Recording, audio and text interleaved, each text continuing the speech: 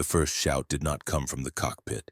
It came from the aisle, sharp and sudden, cutting through the low murmur of an ordinary flight like a blade through cloth. Heavy boots pounded forward, metal clattered, and panic arrived before anyone had time to understand why. 3 armed men surged down the narrow passage, weapons raised, voices barking in a language most of the cabin could not place. A service cart tipped and slammed into a seat. A woman screamed. Someone dropped to their knees without being told. The aircraft, steady moments before, suddenly felt too small to hold fear. One of the hijackers stopped near the center rows and seized the nearest crew member by the arm. Evan Mercer did not resist. He allowed himself to be forced down between the seats, shoulder pressed until his knee hit the carpet. The man holding him spoke calmly, almost lazily, explaining to no one in particular that this was what happened to people who forgot their place. Passengers stared. Some looked away. Relief passed silently through the cabin that it was not them. Evan kept his eyes lowered. His hands rested loosely on his thighs. He looked ordinary, small even, like someone already broken by the moment. Only one passenger noticed something strange. A former military pilot seated near the aisle watched how Evan settled his weight, how his breathing slowed instead of spiking, how his balance stayed perfect despite the aircraft's slight movement through light turbulence. Fear flooded the cabin.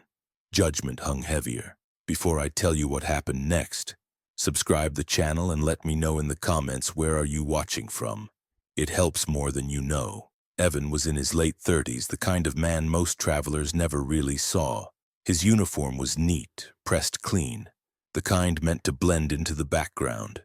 To the passengers, he was service, a moving rulebook, someone paid to absorb inconvenience and anger. That was why the hijacker chose him. Humiliation was a shortcut to obedience. When the grip released, Evan rose slowly as if his strength had drained away. He moved down the aisle, collecting fallen cups, straightening what he could. It gave his hands something to do.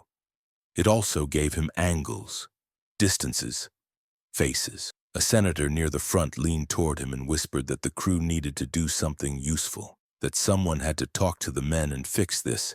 The words sounded brave, but they carried contempt. Like Evan was responsible simply because he wore the uniform. Evan nodded politely and moved on. Behind him, the senior crew member watched closely. Years in the air had taught her how panic usually leaked through posture and breath. Evan showed none of it. The hijackers paced, taking phones, shouting just enough to remind everyone who controlled the cabin.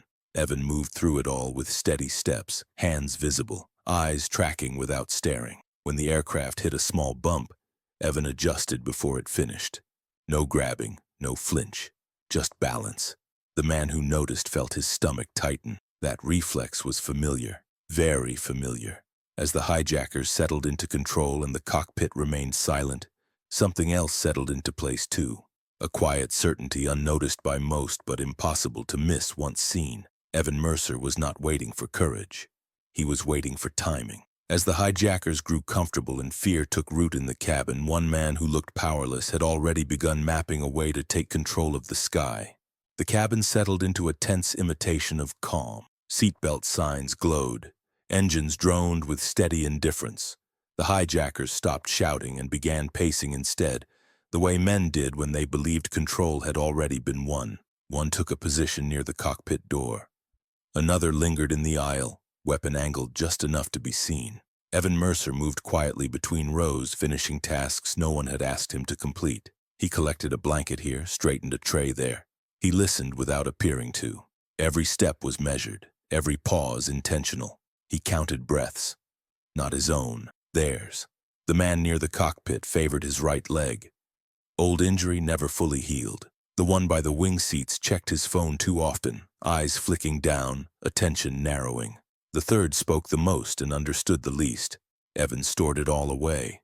A child began to cry 3 rows back. The sound cut through the cabin sharper than any command. One of the hijackers turned, irritated, and barked at the mother to silence it.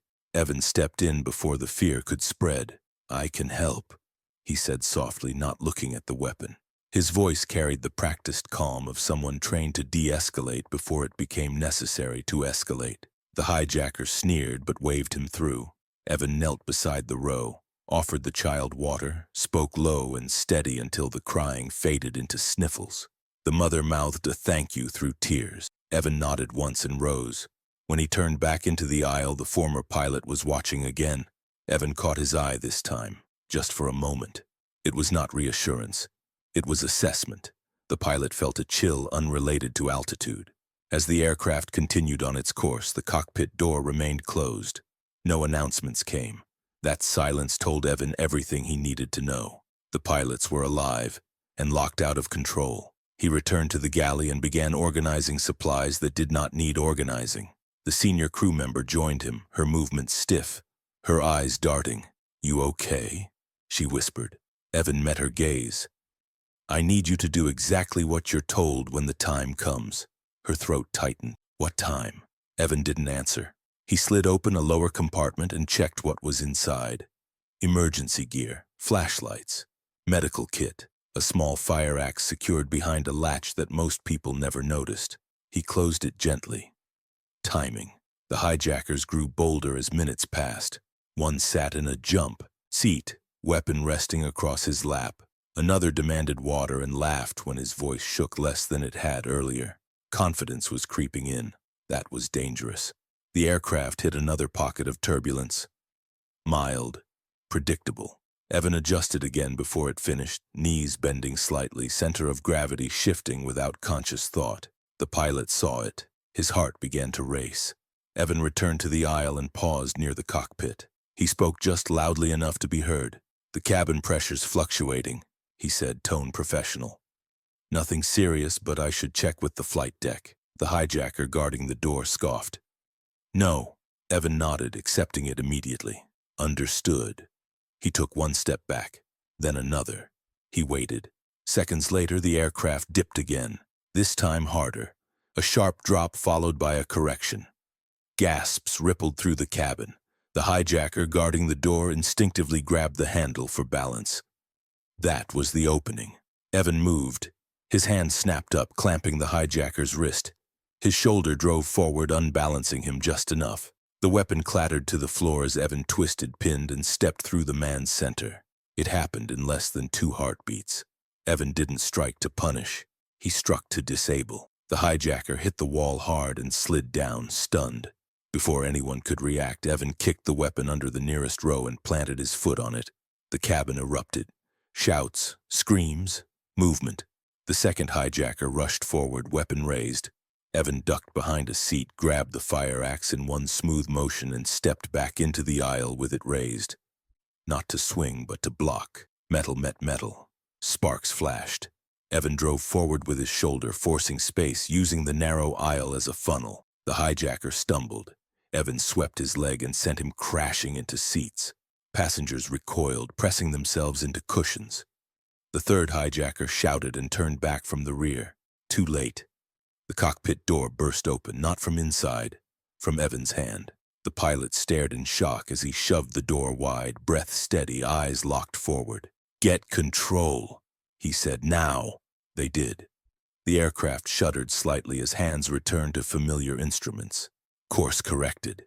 System stabilized. Evan turned back toward the cabin just as the last hijacker lunged. Evan was ready. As the final hijacker closed in and the cabin tipped into chaos, Evan faced a choice that would decide not just who survived, but how the story of this flight would end. The final hijacker did not hesitate. He charged down the aisle with desperation written into every step, weapon raised, eyes wild with the sudden realization that control had slipped away. The cabin had become a maze of bodies and fear, passengers pressed into seats, nowhere to run. Evan Mercer moved toward him, not fast, not reckless, measured. The aircraft lurched slightly as the pilots fought to stabilize altitude, the sudden correction throwing the hijacker off balance for half a second. That was all Evan needed. He stepped inside the arc of the weapon, deflecting it upward with the shaft of the fire axe, not swinging to strike, but to redirect. His other hand came up hard against the man's forearm, driving it into the overhead panel. Plastic cracked. The weapon fell uselessly to the floor. The hijacker tried to recover, throwing a clumsy punch fueled by panic. Evan slipped to the side, planted his foot, and drove his shoulder into the man's chest, pinning him against the seatbacks. The narrow aisle worked against the attacker now. There was nowhere to retreat. Evan dropped the axe, hooked the hijacker's leg, and twisted. The man went down hard. The air forced from his lungs in a sharp wheeze. Evan followed him to the floor, applying pressure, controlling the wrists, locking the joints just enough to end resistance without breaking anything that did not need to be broken. "Don't move," Evan said quietly. The hijacker stopped struggling. It was over. For a moment, no one in the cabin spoke. The only sounds were breathing sobs and the steady hum of the engines as the aircraft leveled out. Then applause broke out. It was scattered at first. Nervous, uncertain, then stronger, louder. A release of tension that had nowhere else to go. Evan did not acknowledge it. He rose, secured the hijacker with help from 2 able-bodied passengers, and retrieved the dropped weapons, placing them out of reach. Only then did he turn toward the cockpit. The captain stood in the doorway, eyes wide, face pale. "Who are you?" the captain asked. Evan hesitated. "I'm someone who didn't want to die today," he said. It wasn't the whole truth, but it was enough. The cockpit door closed again, this time with purpose. The aircraft banked gently, turning away from its previous heading. An announcement followed minutes later, calm and professional, informing passengers that the situation was under control, and that the plane would be diverting to the nearest secure airport. Relief washed through the cabin like a tide. People cried openly now. Some laughed. Some stared at Evan as if he had stepped out of a story they would struggle to explain later. The former military pilot approached him slowly. "You flew fighters," the man said, not asking. Evan met his gaze. "A long time ago. That adjustment you made during the turbulence," the pilot continued. "No one does that unless it's muscle memory." Evan didn't respond. The senior crew member joined them, her hands still shaking. "You saved us," she said. Evan shook his head. "Everyone stayed where they were supposed to. That matters." As the aircraft descended, security protocols kicked in. Instructions were given. Passengers were told to remain seated. Emergency services waited below. When the wheels touched down, the sound of tires against runway drew another wave of emotion from the cabin. Some passengers bowed their heads. Others reached for hands beside them. Evan remained standing near the rear, eyes scanning, posture unchanged. The doors opened. Armed personnel boarded quickly, efficiently, taking custody of the hijackers. Questions were shouted, orders given. Evan stepped back and let the system reclaim control. A senior official approached him moments later, studying him with narrowed eyes. "We'll need a statement," the official said. Evan nodded. "Of course." As he was escorted off the aircraft, passengers watched him go. Some reached out. Some whispered thanks. A child waved shyly from a seat near the window. Evan gave a small nod in return. On the tarmac, wind rushed past, carrying the smell of fuel and asphalt. Emergency lights flashed red and blue against the fuselage. Evan stood alone for a moment, hands clasped behind his back, breathing in air that felt heavier now that the danger had passed. He knew what came next. Questions. Attention. A past that did not stay buried forever. And somewhere far away, people who would not like that he had stepped in when he did. As authorities began piecing together what had happened on board, Evan realized the most dangerous part of the flight wasn't the hijacking. It was what his actions were about to reveal. The holding room was colder than the cabin had been. Fluorescent lights hummed overhead, flat and unforgiving. Evan Mercer sat alone at a metal table, hands folded, posture relaxed but alert. A paper cup of water sat untouched near his elbow. The adrenaline had burned off hours ago, leaving behind a familiar stillness that felt heavier than fear ever had. A pair of officials entered without introduction. They wore civilian clothes but moved with the confidence of people who carried authority without needing to display it. One set a recorder on the table. The other remained standing, arms crossed, eyes studying Evan's face like it might flinch. "Walk us through it," the seated man said. Evan did. He described the first shout, the pacing, the turbulence, the opening that presented itself. He spoke in clean lines, without embellishment or emotion. He did not say "I fought." He said "I redirected." He did not say "I attacked." He said "I prevented harm." When he finished, the room stayed quiet. "You're not cabin crew," the standing official said. "No," Evan replied. "Former military." "Yes." The man at the table leaned back slightly. "Pilot." Evan did not answer immediately. Then, "Formerly." The recorder clicked off. They exchanged a look that told Evan more than their words would have. "What unit?" the standing man asked. "I don't discuss that," Evan said calmly. Another silence. Finally, the seated official nodded once. "That won't be necessary." They stood to leave, then paused at the door. "You should know," the standing man added. "The hijackers weren't freelancers. They were meant to divert the plane, not crash it. There was supposed to be a handoff." Evan's jaw tightened almost imperceptibly. "Handoff to who?" "That's what we're trying to determine." They left. Hours later, Evan was escorted through a side exit of the terminal. No cameras, no crowd, just a black vehicle waiting under a gray sky. As the door closed behind him, he felt the weight of something old settling back into place. Responsibility.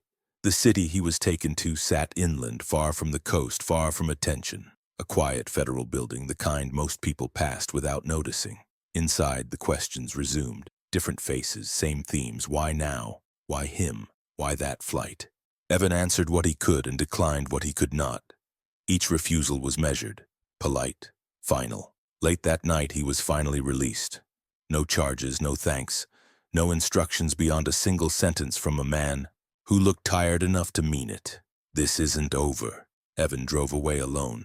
The next morning, the news cycle exploded. Footage shot on shaky phones filled every screen.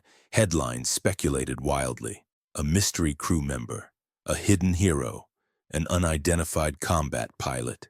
Evan turned the television off. He packed his bag, left the motel, and drove toward the mountains where signal faded and roads narrowed into silence. He had learned long ago that distance was sometimes the only shield that worked. 2 days passed before the knock came. 3 sharp raps on the door of a small cabin he had borrowed from an old friend. Evan answered without hesitation. A man stood outside wearing a windbreaker with no insignia. He looked ordinary in a way that was deliberate. "We need to talk," the man said. They sat inside, coffee steaming between them. "You exposed something," the man said plainly. "Not intentionally, but effectively." "What?" Evan asked. "A weakness. Someone assumed there wouldn't be anyone on board capable of resisting." Evan said nothing. That assumption just got a lot of people's attention. The man slid a folder across the table. Inside were photos, names, connections, a pattern forming between flights, crews, and ground personnel. A quiet network that depended on predictability. "And now?" Evan asked. "Now the people behind it will want to know who you are," the man replied, "and why you were there." Evan closed the folder. "I was there because I bought a ticket." The man smiled thinly. "That won't be enough for them." He stood to leave. "You can disappear," he said, "or you can help us shut this down cleanly." Evan looked out the window at the tree line, snow just beginning to settle on the branches. He had spent years avoiding attention, avoiding this exact moment, but avoidance was not the same as peace. "I'll help," Evan said finally, "on one condition." The man raised an eyebrow. "No headlines, no medals, no interviews." The man nodded.